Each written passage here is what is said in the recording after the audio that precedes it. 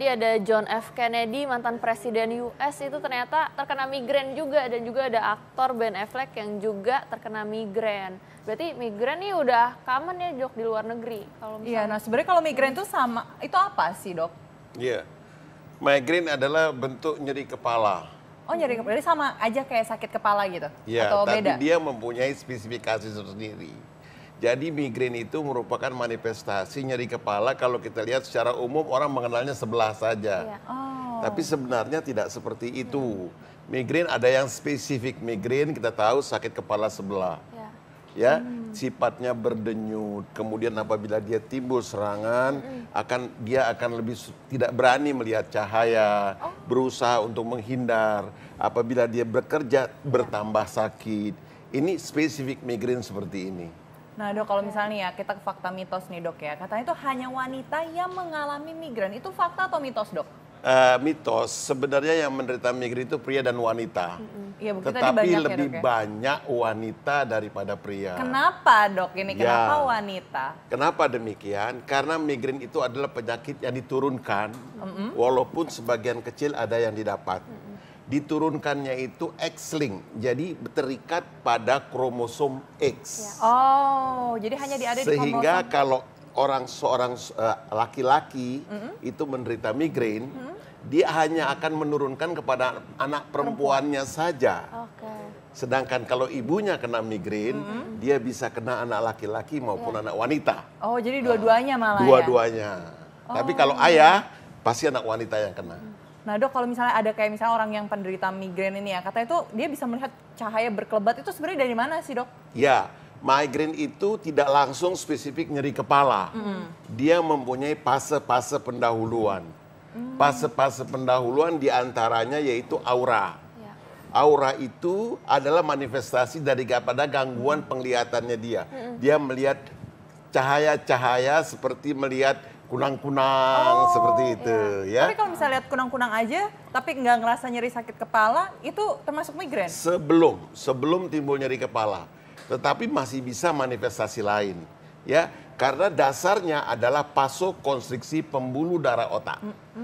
Dan sakitnya apabila pembuluh darah selaput otak yang melebar. Waktu aura itu pembuluh darah di dalam otak. Tetapi waktu sakitnya pembuluh darah meningen atau selaput otak yang melebar.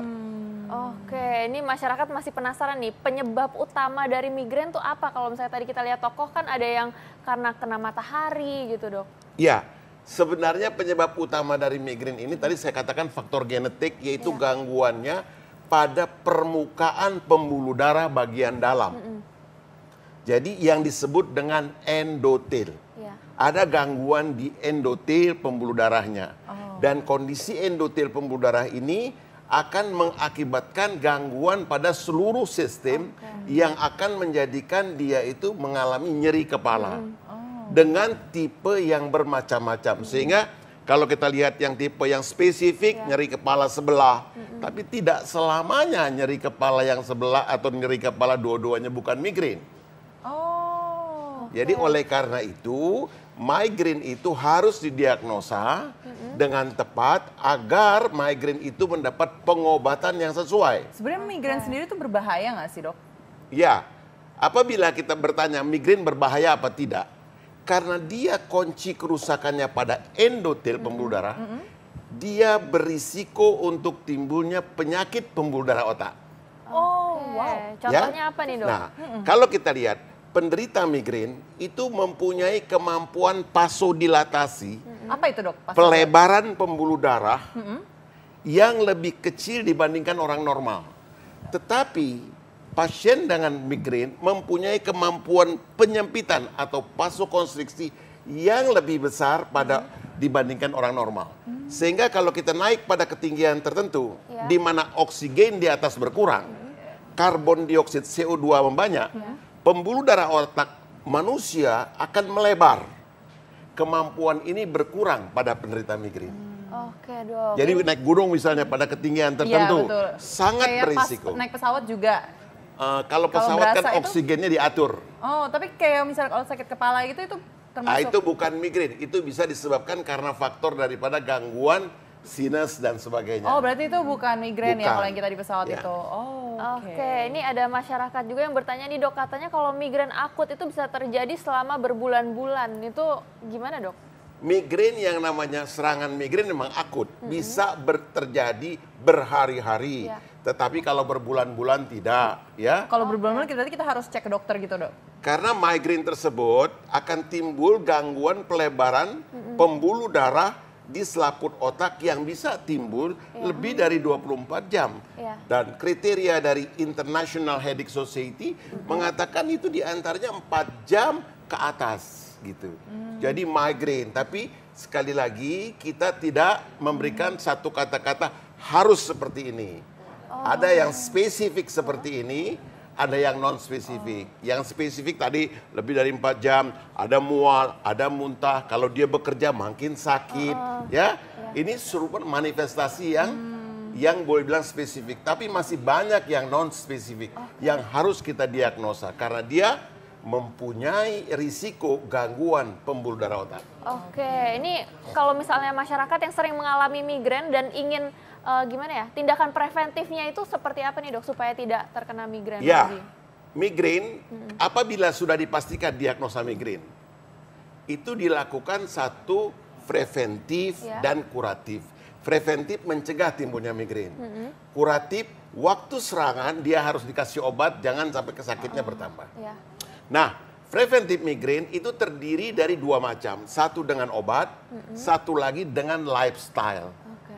Salah satu penyebab timbulnya serangan migrain atau pencetusnya migrain tersebut, misalnya kita kurang tidur, Ya. misalnya kita minum minuman beralkohol atau wine. Oh, oke. Kemudian kita makan makanan ada spesifik orang tertentu, coklat, kacang, keju, bisa memicu timbulnya serangan. Dan itu dihindarkan.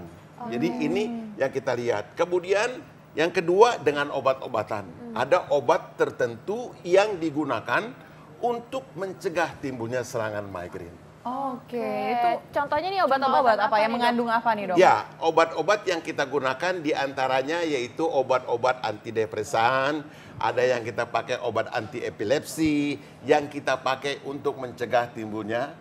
Tetapi lebih utama yang digunakan anti epilepsi. Karena antidepresan umumnya itu orang yang migrain itu sebagian kecil sudah mengalami depresi. Sehingga dengan pengobatan antidepresi tersebut akan meredakan serangan tersebut. Oke, nah katanya ada yang ngomong nih, Dok ya. Kalau botok sama pijat itu kita bisa mengurangi migrain kita ini, Dok. Ya, saya menggunakan botok pada mereka yang sudah benar-benar menderita migrain intractable, artinya sulit sekali diobati serangannya.